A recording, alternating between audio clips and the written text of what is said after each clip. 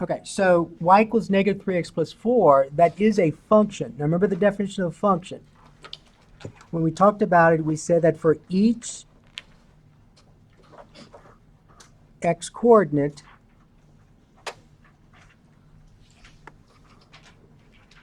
there is only one y coordinate. All right, so for each x coordinate, there's only one y coordinate. That was the definition of function that we talked about.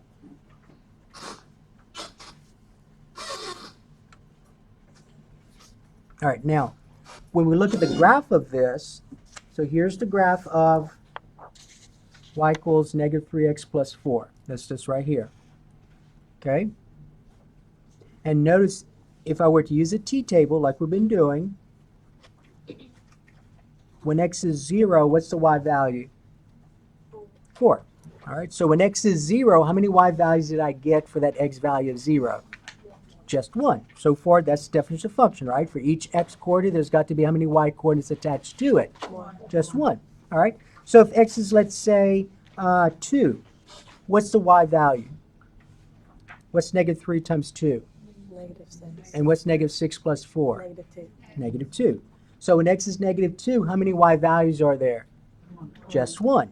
Okay, so definition of function. For each y coordinate, there's got to be how many y coordinates? Just 1. So far, this looks like a function, right? So if x is, let's say, 2.7. Now, you may need a calculator for that, 2.7. How many y values do you think you're going to end up with for the value of 2.7 for x? Just 1. Yeah, it'll just be 1. So on your calculator, let's see, 2.7 times negative 8.1? No, it can be negative 8.1, right? 2.7 times negative 3. Negative 3 plus 4. Oh, plus 4. Yeah, I was just doing okay. That's right. So so 2.7 times negative 3. And then I'm adding negative 4. Negative 4.1? Yes. So I get one y value, correct? So this is a function. And we're going to talk more about functions in a little while. But for right now, we want to talk about evaluating functions. Okay, so we saw at the end of last class period that since this is a function, y equals negative 3x plus 4, we could use the idea of function notation. Remember we talked about just different ways of writing the same thing? So we can use the idea of function notation here since this is a function. So rather than writing it as y equals negative 3x plus 4 and using a t-table and indicating what the y values are, we could use function notation. Now, we're going to use this idea for function notation. We're going to replace the y with something that looks like this, f of x. Now, don't confuse that with f times x. That doesn't mean f times x. That means f of x. So that's how you read it, f of x. Okay?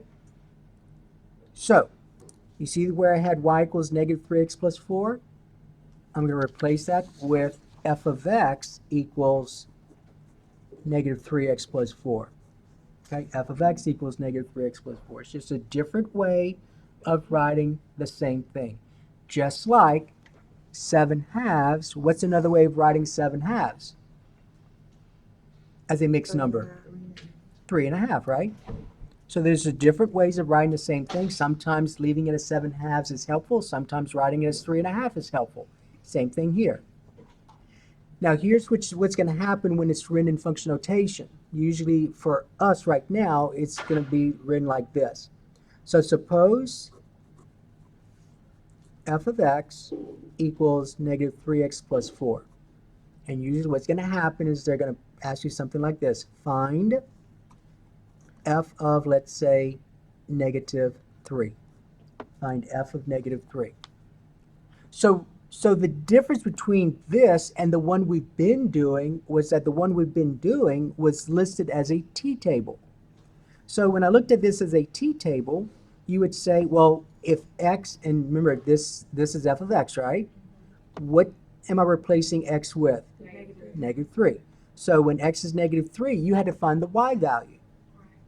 And so basically what you did, and same thing here, those two are equivalent. So f of negative 3 means, what is the y value when x is what? Negative 3. That's what that means. What is the y value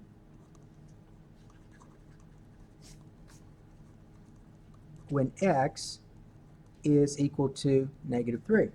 Same thing here. What's the y value when x is negative 3? F of negative 3 means, what's the y value when x is negative 3? So if you remember when you graphed those lines, what did you do to find the y value in the equation? Wherever you saw the variable x, what do you substitute? Zero. Negative 3. So I get negative 3 times negative 3 plus 4, right? And do we multiply or add first? Multiply. So what's negative 3 times negative 3? And what's 9 plus 4? 13. So f of negative 3 is 13. So in the blank, you would say f of negative 3 equals 13. All right? So it's just a different notation. So whenever we're dealing with a function, normally we're going to use function notation. We're not always going to use the letter y or the whatever letter may be. We'll just use the function notation. Okay? Just a different way of writing something. All right, any questions at this point? 1 second. All right. Now remember what that means, though. So this is going to be important in my math lab. And in another worksheet. So this means the same thing as saying when x is negative 3, y equals what? 13. Okay? So as an ordered pair, what is that the same as? Negative 3, 13. All right? So all of that you've learned from the first 2 weeks of school. This part is kind of new for you today. All right? Now let's suppose we had this. So let's suppose I had my function being this. Now it doesn't always have to be f of x. It could be g of x. It could be h of x. It could be k of x. Whatever the notation is. But usually we'll use f of x. But it's not always f of x. It could be g of x. So let's suppose this time that g of x was the absolute value of x plus 5. The absolute value of x plus 5. Now, Thursday, we're going to start looking at how to graph something like this. Now, this is absolute value, so we can look at what the graph looks like. But before we can look at the graph, you got to know how to evaluate that kind of function. You got to remember something about absolute value. So let's kind of review something from previous course. What is the absolute value of a negative 3? Positive 3. So remember, absolute value measures the distance that a number is from 0 in the number line. So if you look at the number line, if this is 0 and this is negative 3, what's that distance from 0? It's 3 units. And remember, when we talk about distance, we talk about positive distance. So the absolute value of negative 3 is 3. And notice when I write the answer, do I have the absolute value bar still? No. The absolute value of negative 3 is exactly what? 3. What's the absolute value of 7.6? 7.6. What's the absolute value of 0? 0. Okay, good. So the absolute value of a number, when we take the absolute value of a number, it's either going to be a positive or it's going to be what? 0. It's not going to be negative. Okay? All right, so keep that in mind when we do this. All right, now let's find g of 3. All right, well, to find g of 3, what do? Yeah, I go to my function, wherever I see the variable x, what do I substitute? 3. Because in terms of a t-table, which is what your experience is in the last 2 weeks, when x is 3, I went back to my function, wherever I saw the variable x, I substituted 3, right? So that becomes the absolute value of 3 plus 5, which is the absolute value of 8, which is what? 8. So the answer is 8. So in the blank, though, keep in mind what you put in the blank. So in the blank, you would say g of 3 equals, and what do you put in the blank? 8. So again, what we found was that when the x value is 3, my y value is 8. All right, now let's look at this one. Suppose I want to find g of negative 7. G of negative 7. So how do you find g of negative 7?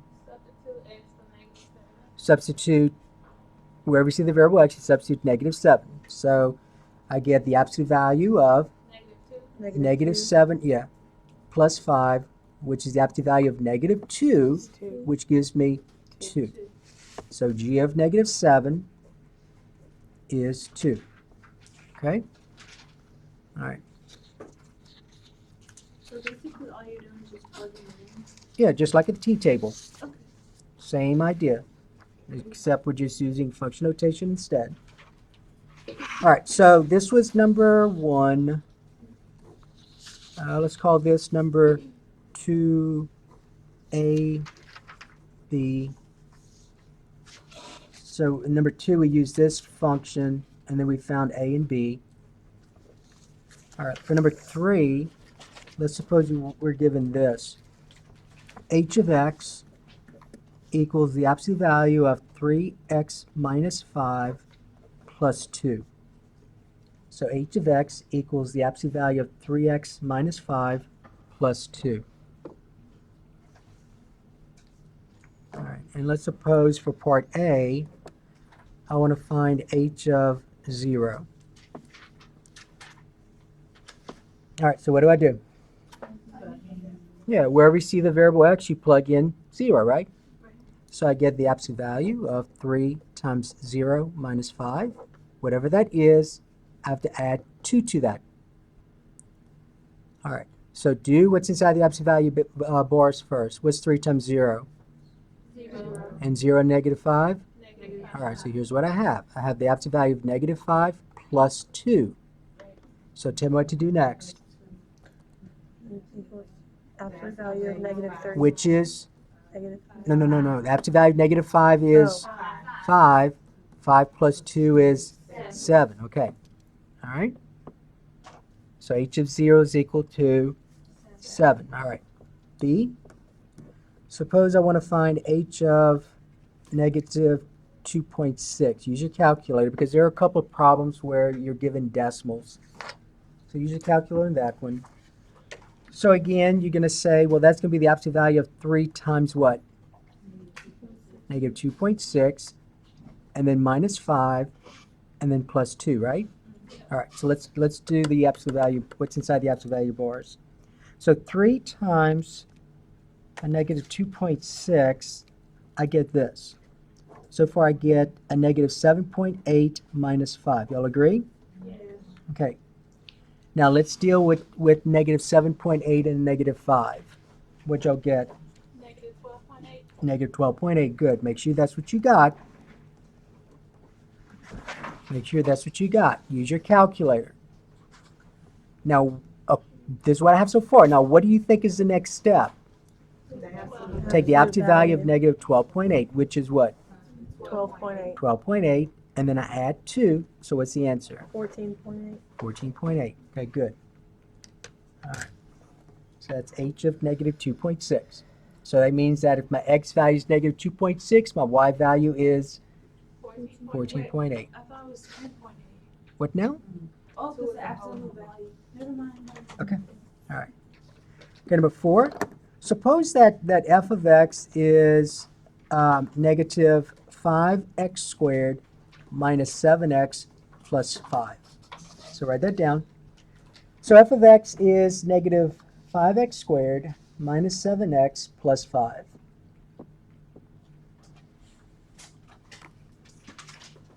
Okay.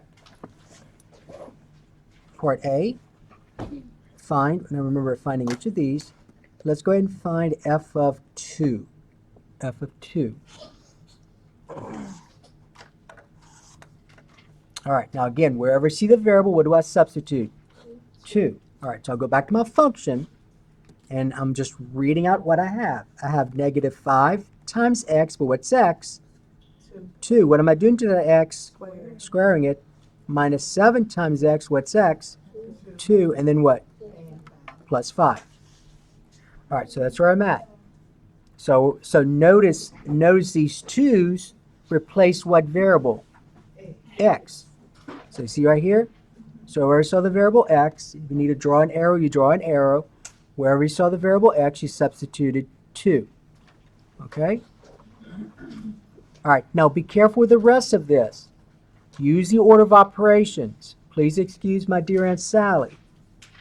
So if you remember, I have to do exponents before I do multiplication and division, right? So if you look at this, I'm reading this as negative 5 times 2 squared minus 7 times 2 plus 5. So based on the order of operations, what should I do first? Exponent. So here's my exponent. I'm raising 2 to what power? Which gives me, with this, 4. So y'all agree that this would be negative 5 times 4 times 7 times, minus 7 times 2 plus 5. So all I did first was just deal with the exponent. Now look at what's left. I have multiplication, subtraction, multiplication, addition. What should I do next? Multiplication. And remember, you do multiplication from left to right. It's actually multiplication division from left to right. But I don't have any division here, Negative 5 times 4. which is negative 20. Now tell me, let's go ahead and do this multiplication as well. What's negative 7 times 2? Negative 14. All right. Y'all agree with this part? Yes. Okay. Now, be careful, because what some students do is they want to do the addition here and mess up. So they'll say 14 plus 5 is 19. That's not true, because that's not 14. That's a what? Negative 14. So you got to be careful. So let's do it from left to right, because that's what you're supposed to do anyway when you do the order of operations. So do this first. What's a negative 20 and a negative 14? Negative what? 34. And what's negative 34 plus 5? Negative 29. Negative 29. Okay, good. All right, so negative 34 plus 5 is negative 29. And the order pair would be 229. Yeah, if they ask you for the ordered pair, well, the directions on the worksheet, though, it'll say, usually, if that's the kind of problem, it'll say f of 2 equals blank. What would you put in the blank? Negative Negative 29. Now, sometimes they would say, if f of 2 equals negative 29, what ordered pair does that represent? So what ordered pair does this represent? So it depends on the directions. So what would you put? Yeah, 2, negative 29. Because x is 2, the negative 29 is the y value. Okay. So just keep in mind, if it says this, then that's what you would write. All right, now let's look at part B. Suppose we had the same function, except part B. Let's suppose we want to find, so part B, suppose we want to find f of negative 3. F of negative 3. So remember, I'm going to go ahead and write the function here. It was negative 5x squared minus 7x plus 5. So again, where we see the variable x, what do you substitute? Negative 3. So I see an x here, and I see an x here. And you just substitute those numbers. So f of negative 3 will be negative 5 times x. What's x? Negative. And what am I doing to that negative 3? Squaring it. Minus 7 times x. What's x? Negative 3. And then plus 5. Okay. All right. According to order of operations, what should I do first? The exponent. So if you look at this, I'm raising negative 3 to the second power. What is that? Positive 9. Good. So that's negative 5 times a positive 9, and I'm just rewriting everything else over. So all I did at this point was the exponent. Now if you look at what's left, I have multiplication and subtraction and addition. What should I do first? Multiplication. So what is negative 5 times 9? Okay, now let's go ahead and do the other multiplication. What's a negative 7 times a negative 3? Positive 21. And then plus 5? All right. Now let's do addition and subtraction from left to right. So let's do this first. If you need to, use your calculator. On your calculator, what's the negative 45 plus 21? Negative 24, okay. And then what's negative 24 plus 5? Negative 19. So f of negative 3 is going to equal what? Negative 19. Okay? So the ordered pair would be. If they ask you for the ordered pair, it would be -3, comma, -19. Yep. All right, number 5. Let's suppose I had this for number 5. I had f of x equal 4x minus 1 squared minus 2. So go ahead and write that down. F of x equals 4x minus 1 squared minus 2. All right, so part A. Let's find f of 1. All right, so on your test, what would you do to find f of 1?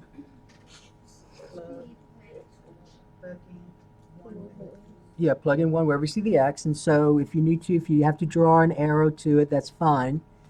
So basically you're going to say, well, that's going to be in parentheses 4 times x. What is x? 1 minus 1, and what am I doing to that? Square. And once I do that, what do I do? Minus 2. Subtract 2. Good. All right, now, remember your order of operations. You do your grouping symbol first. So please excuse my dear Aunt Sally. So grouping symbol before you do exponent, right? So inside this grouping symbol, though, you have 2 operations. What are the 2 operations? 4 to 3. Okay, so you work within that grouping symbol. So do I multiply or subtract first? Multiply. All right, good. What's 4 times 1? 4. All right, so I have 4 minus 1 squared, subtract 2.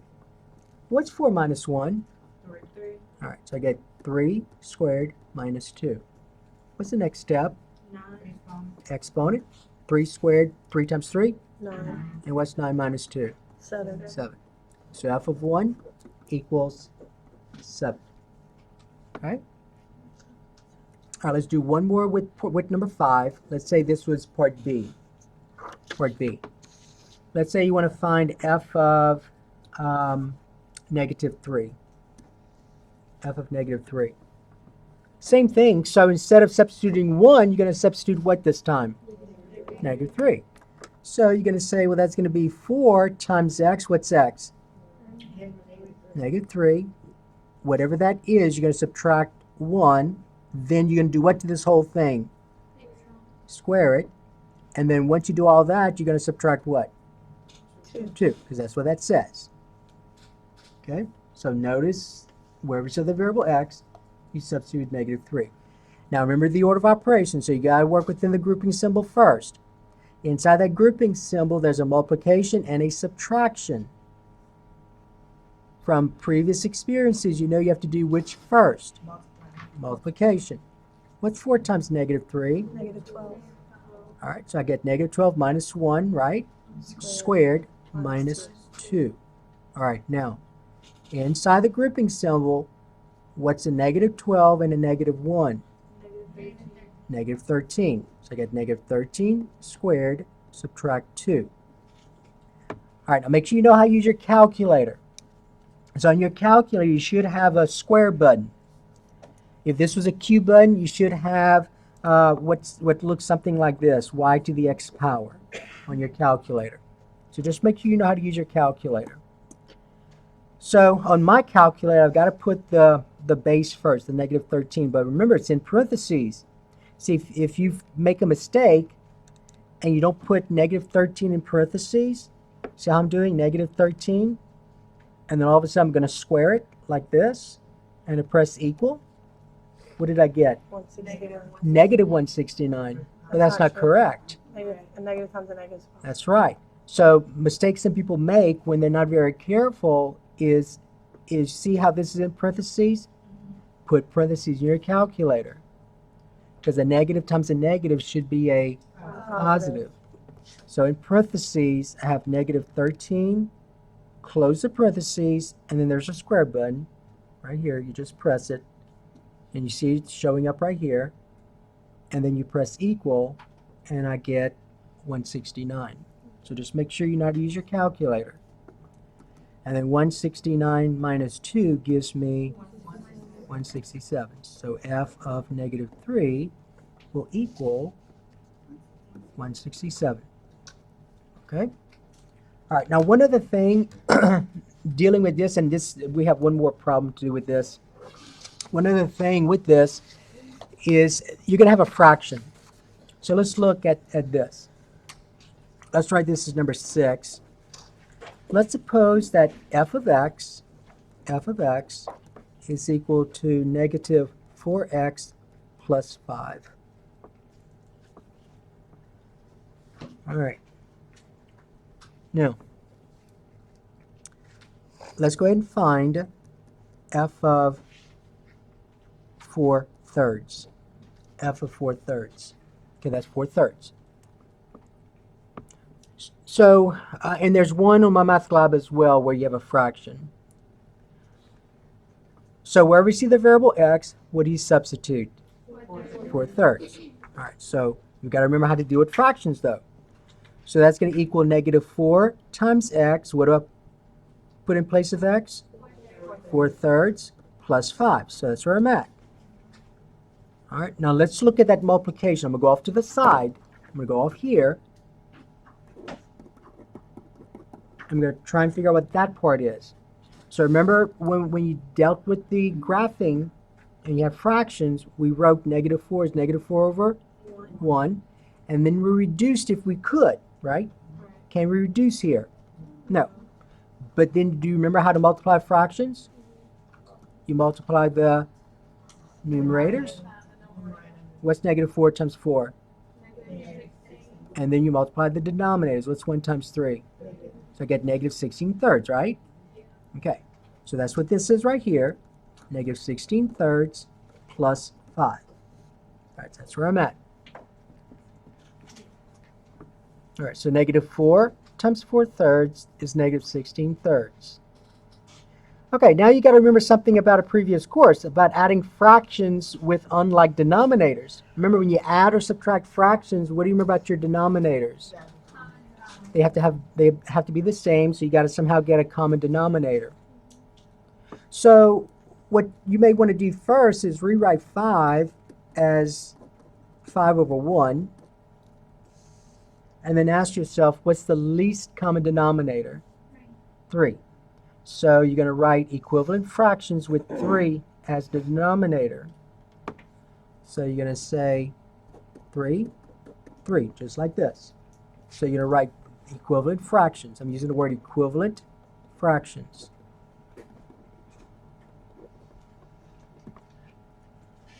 All right, so let's kind of remember how to write equivalent fractions. So I'm going to go off to the side and kind of review something here, and then I'll come back to that.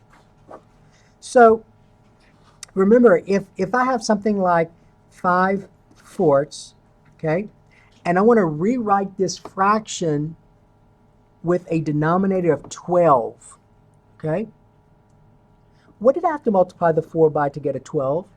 3. But what I did to the denominator, I have to do to the numerator. So what's going to be this numerator right here? 15. All right, so that's what you did to write equivalent fractions. So you have to multiply both numerator and denominator by some number to get the denominator you wanted. So if you look at this right here, let's do the 5 first. That's a 1. What do I want? 3. So what do I have to multiply that 1 by? 3. Well, if I multiply the denominator by 3, I have to multiply the numerator by 3, so that becomes what? 15. And it kind of makes sense because what is 15 divided by 3? 5, which is what this was. Okay? Now look at this though. This is a 3. I want a what? 3. Well, the denominators are already the same, so the numerators have to be what?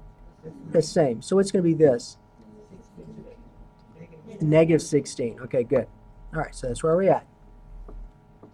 Okay, so just write equivalent fractions.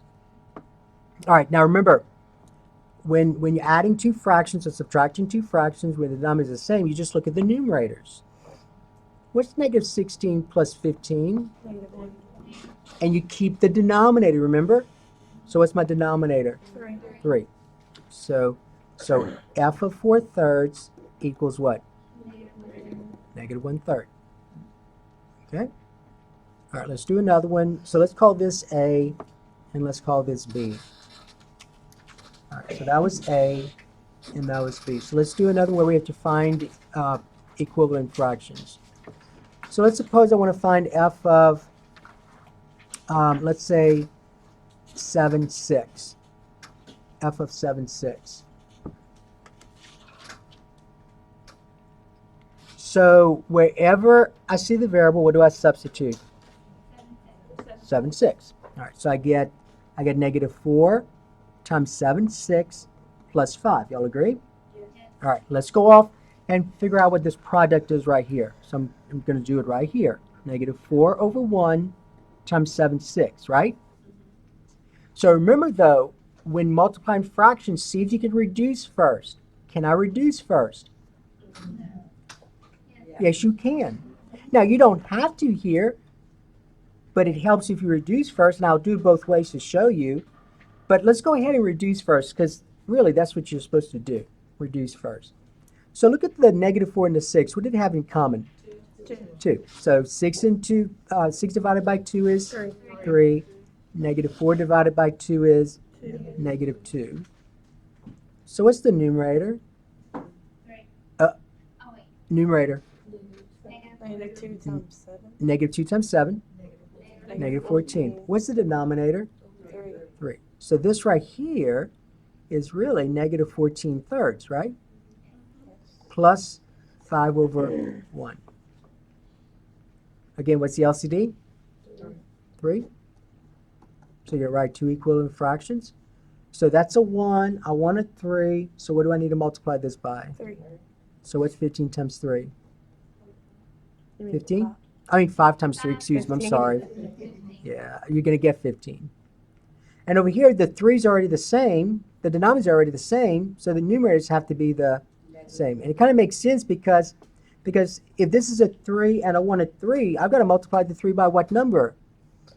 1. And so negative 14 times 1 is still what? Negative 14. So what is my value? 1/3. Very good, 1/3. Negative 14 plus 15 is positive 1, and you keep the denominator. But remember, some of you indicated that we couldn't reduce. All right, well, that's fine. I mean, you could have, but let's say you didn't realize that. So let's go ahead and do it without reducing. So if you do not reduce, it's still okay. All right, so I'm going to go off to the side and figure out what this is right here. All right, so let's suppose you forgot to reduce. What's the numerator? Negative 28. What's the denominator? 6. All right, so I get negative 28 divided by 6, right? Plus 5 over 1. What's the LCD? 6. Okay. 1 times what? 5 times 6? 30. Kind of makes sense because what's 30 divided by 6? 5. So these are already, the denominators are already the same, so what should this numerator be? Okay. So what's negative 28 plus 30? 2 over what? 6. Now, they're going to, remember the directions say reduce your answers, simplify your answers, so you get what? 1/3. 1/3. So whichever one you do, you still get the same answer. Okay? All right, so you don't have to reduce first. You can just reduce at the end. Okay? All right, so that was evaluating functions. It's not that difficult. You just got to remember the only difficult part with all this is the one dealing with the fractions. Okay? All right. So that takes care of evaluating functions.